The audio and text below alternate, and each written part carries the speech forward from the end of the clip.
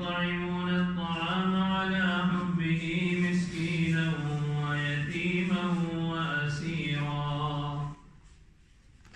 إنما نطعمكم لوجه الله لا نريد منكم جزاء ولا شكورا. وعن عبد الله بن سلام رضي الله تعالى عنه عن النبي صلى الله عليه وسلم أنه قال: يا أيها الناس أفشوا السلام وأطعموا الطعام وصلوا الأرحام وصلوا بالليل والناس نيام تدخلوا الجنة بسلام. صدق الله العظيم وصدق رسوله النبي الكريم ونحن على ذلك لمن الشاهدين والشاكرين والحمد لله رب العالمين. يا صاحب الجمال ويا سيد البشر يا صاحب الجمال ويا سيد البشر من وجهك المنير لقد نور القمر لا يمكن الثناء كما كان حقه بعد الخدام زرقة قصة مختصر.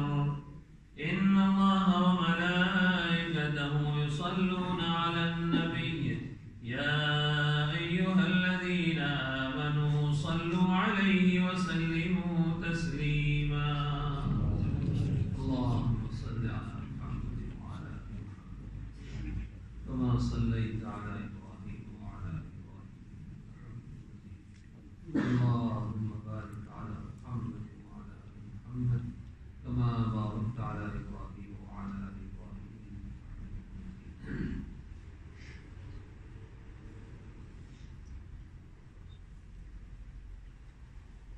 سیدنا ابو ذر غفاری رضی اللہ تعالی عنہ،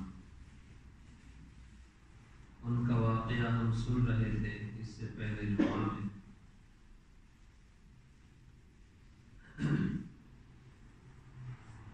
بہت بڑے آدمی ہیں، فقہاء صحابہ کرام میں ہیں، سابقین اولین میں سے ہیں، اور غزوہ تبوک کے موقع پر سواری نہ ہونے کی وجہ سے وہ تھوڑے پیچھے رہ گئے، تو پھر سامان اٹھایا اور پیدل چل پڑے.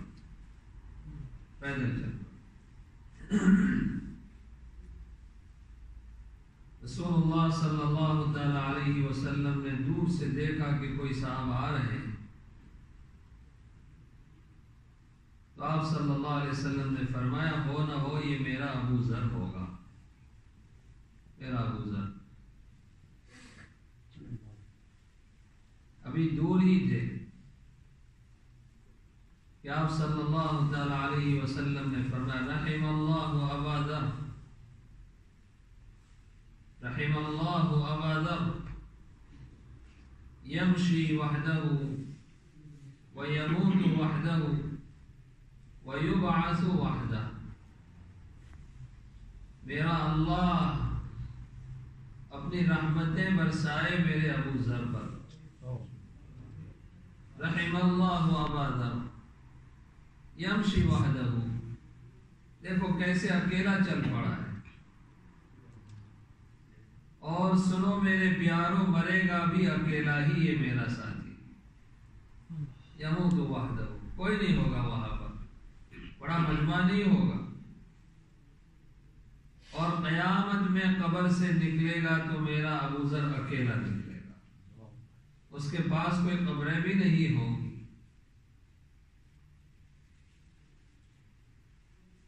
رسول اللہ صلی اللہ تعالی علیہ وسلم کے انتقال کے بعد مدینہ منورہ سے سیریا چلے گئے، پھر وہاں سے دوبارہ مدینہ آئے. مفتی تھے، بہت بڑے مفتی تھے.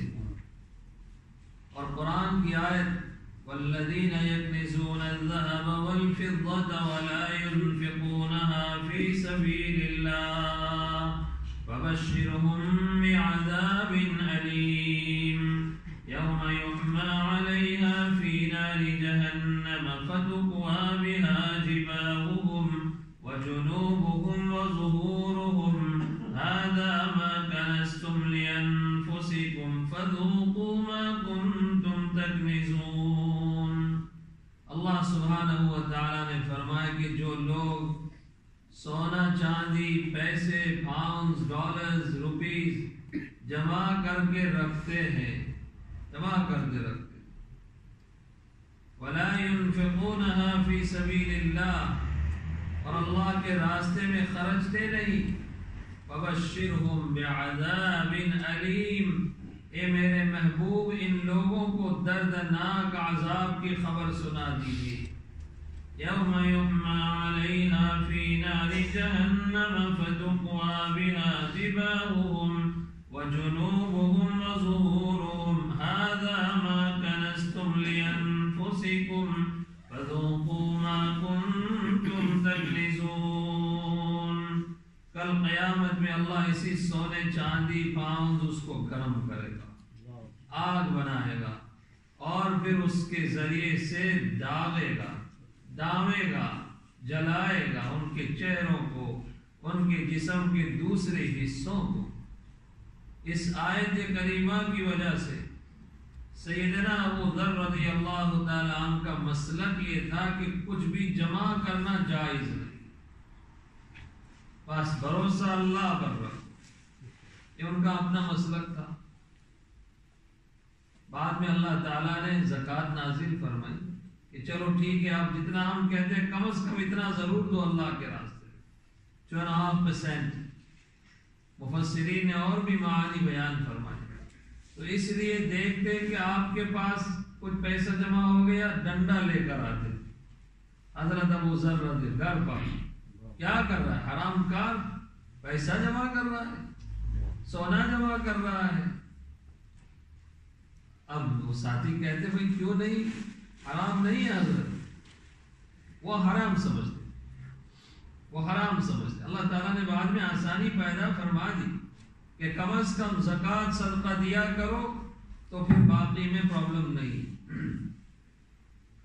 تو لوگوں کے ساتھ بہت ان کی اونچ نیچ ہو جاتی تھی. حضرت عثمان رضی اللہ تعالیٰ پہلے وہاں سیریا میں تھے، تو حضرت معاویہ رضی اللہ تعالیٰ نے لکھا کہ حضرت وی کان ہینڈل دس صحابی ابو ذر رضی اللہ تعالیٰ. عثمان رضی اللہ تعالیٰ گورنر تھے، خلیفۃ المسلمین تھے، لہذا آپ ان کو اپنے پاس ہی بلائیں. جب حضرت معاویہ رضی اللہ تعالیٰ عنہ کا لیٹر آیا تو حضرت عثمان رضی اللہ تعالیٰ نے ابو ذر کو فرمایا کہ میرے پیارے سیریا کے بجائے دوبارہ مدینے آ جاؤ. مدینہ دوبارہ آ گئے. پھر وہی لوگوں کے گھر جا جا کر کے ڈنڈے کے ساتھ یہ حرام، یہ حرام، یہ حرام. حضرت عثمان رضی اللہ تعالیٰ نے فرمایا بھائی آپ تو بڑے کیا ہے سخت ہیں اس مسئلے میں، اور دوسرے حضرات کی رائے دوسری ہے، اس لیے آپ ایسا بہتر ہے کہ مدینہ سے باہر کہیں چلے. حضرت ابو ذر رضی اللہ تعالی عنہ مدینہ سے باہر دور ربضہ نامی ایک جگہ پر جا کر کے مقیم ہو گئے. کچھ بھی نہیں ہے ان کے پاس، صرف ان کی اہلیہ ہے اور ایک خادم ہے، اس کے علاوہ کچھ بھی نہیں. چھوٹی سی جھونپڑی اور چھوٹا سا ٹینٹ بنا لیا. حضرت ابو ذر رضی اللہ تعالی عنہ نے زندگی مقام ربضہ میں گزار دی اور وہیں پر انتقال ہوا. مرنے سے پہلے فرمایا کہ سنو اے گھر والوں، سنو میرے انتقال کا وقت آ گیا ہے اور یہاں پر کوئی غسل دینے والا، میرے جنازہ پڑھنے والا بھی تو نہیں ہے. جب میں مر جاؤں تو مجھے اس ٹینٹ سے باہر ہی رکھ دینا، کھلے میدان میں رکھ دینا، شاید اللہ تعالیٰ کسی کو بھیج دے وہ میرے جنازے کی نماز پڑھ لے. چنانچہ ان کے انتقال کے بعد باہر ٹینٹ کے باہر ان کو رکھ دیا، انتظار میں کہ کوئی ان کے آ کر جنازے کی نماز پڑھے، اللہ کا ولی مرتا نہیں ہے، زمین ان کو کھاتی نہیں ہے، حرام ہے ان کے لیے۔ صحابہ کی تو بڑی شانیں تھی میرے بھائیوں، بڑی شان۔ ایک قافلہ گزر رہا، اور قافلے میں سیدنا عبداللہ ابن مسعود رضی اللہ تعالی عنہ، جن کو صاحب النعلین کہا جاتا ہے، میرے پیارے حبیب صلی اللہ علیہ وسلم کے خادم اور آپ صلی اللہ علیہ وسلم کی خدمت کرنے والے، اور جوتوں کی ذمہ داری، چمپل اور فلپ فلاپ کی ذمہ داری ان کی تھی۔ جہاں بھی میرے آقا صلی اللہ تعالی علیہ وسلم تشریف لے جاتے، ام عبد ان کے ساتھ، عبداللہ ابن مسعود ان کے ساتھ ہی جاتے۔ جیسے ہی میرے آقا صلی اللہ تعالی علیہ وسلم اپنے چپل یا جوتے اتار دے، یہ صحابی رضی اللہ تعالیٰ عنہ مبارک جوتوں کو اٹھا کر کے اپنی آستین میں رکھ لیتے۔ یہیں سے ان کا لقب ہو گیا صاحب النعلین، نعلین والے صحابی، حضور کی خدمت والے صحابی۔ وہ بھی گزر رہے تھے اس قافلے میں، دیکھا کہ بھائی کوئی جنازہ رکھا ہوا ہے، یہاں لق و دق میدان میں کوئی بھی نہیں اور جنازہ ہے، یہاں پر جنازہ ہے۔ قریب گزرے، پوچھا کس کا جنازہ ہے، کس کا جنازہ ہے؟ تو بتلایا کہ یہ رسول اللہ صلی اللہ تعالی علیہ وسلم کے صحابی ابو ذر کا جنازہ ہے۔ عبداللہ ابن مسعود رضی اللہ تعالیٰ عنہ کی آنکھوں سے آنسو جاری ہو گئے اور فرمایا صدق رسول اللہ صلی اللہ علیہ وسلم، میرے محبوب صلی اللہ علیہ وسلم نے سچ فرمایا۔ اور وہ حدیث ابھی میرے کانوں میں ہے جب آپ فرما رہے تھے رحم اللہ ابا ذر یمشی وحدہ ویموت وحدہ ویبعث وحدہ۔ آپ نے فرمایا تھا کہ ابو ذر پر اللہ کی رحمتیں ہوں، اکیلا مرے گا اکیلا اٹھے گا، دیکھو اکیلا مرنا۔ عبداللہ ابن مسعود رضی اللہ تعالی عنہ نے ان کو غسل دیا، جنازے کی نماز پڑھائی اور وہیں پر مقام ربضہ میں ان کو دفن کر دیا گیا۔ اتنے بڑے صحابی رضی اللہ تعالیٰ، سنو میرے بھائیو سنو، ایک مرتبہ ابو ذر رضی اللہ تعالیٰ عنہ اور حضرت بلال حبشی رضی اللہ تعالیٰ عنہ کے درمیان میں کچھ اونچ نیچ ہو گئی، کچھ ان بنت ہو گئی، ایک دوسرے کے ساتھ تھوڑا سا جھگڑا سا ہو گیا۔ اور آپ کو معلوم ہے بلال کا رنگ کیسا تھا، کالا تھا کہ گورا تھا؟ کالا تھا۔ بلال حبشی رضی اللہ تعالی عنہ، بلال حبشی رضی اللہ تعالی عنہ، تو حضرت ابو ذر رضی اللہ تعالی عنہ نے غصے میں آ کر کے بلال سے فرمایا یا ابن السودا، او کالی کے بیٹے، او کالی کے بیٹے، تو بھی کالا، تیری ماں بھی کالی۔ یا اللہ، اتنے بڑے صحابی نے ایک جملہ ارشاد فرمایا۔ ظاہری بات ہے فیلنگز ہر ایک کے پاس ہوتے ہیں۔ حضرت بلال رضی اللہ تعالیٰ ناراض ہو گئے اور بہت افسردہ حالت میں رسول اللہ صلی اللہ تعالیٰ علیہ وسلم کی خدمت میں پہنچے۔ بلال کون ہے آپ کو معلوم ہے؟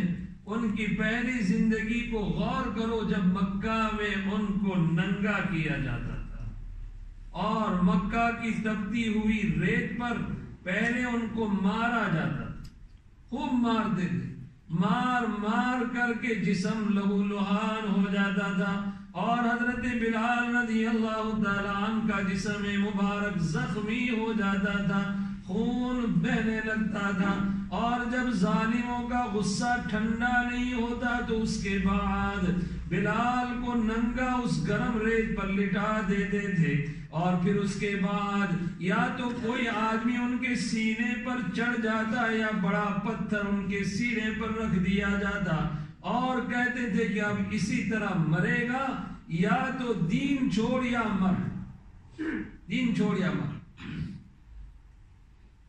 کب تک محمد کا نعرہ پڑتا رہے گا؟ درود پڑھو بھائی میرے بھائی، اللہم صلی علی محمد۔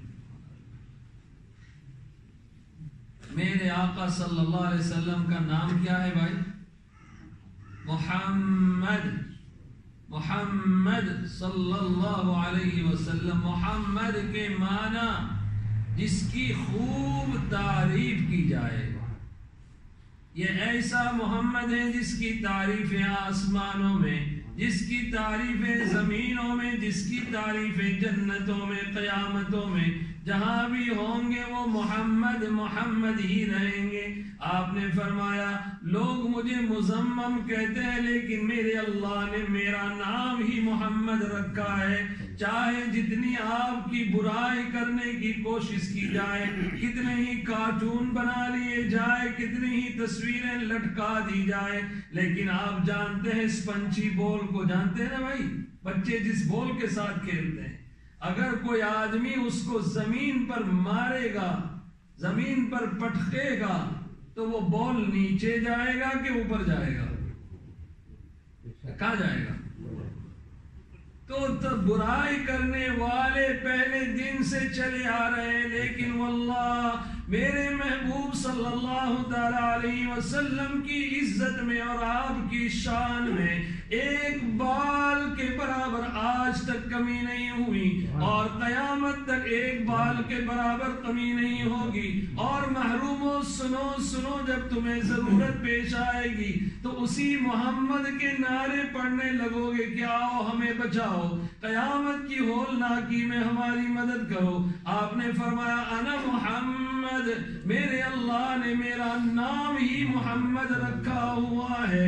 اے میرے پیارو، اللہ کا شکر ہے کہ ہم اس محمد کے غلام اللہ نے ہمیں بنائے ہیں، محمد کے ماننے والے بنائے ہیں. لہذا کچھ اور نہیں کر سکتے ہم، تو کم از کم اتنا کرو بھائی، یہی کرنا ہے، دوسرا کچھ نہیں کرنا ہے کہ اپنی محبت آپ کے ساتھ بڑھاؤ. میرے بھائی، جب بھی آپ میڈیا میں ہمارے محمد کا نام سنیں، کوئی ریا کرنے کی ضرورت نہیں. ایک کام کرو، بار بار درود پڑھو، بار بار درود.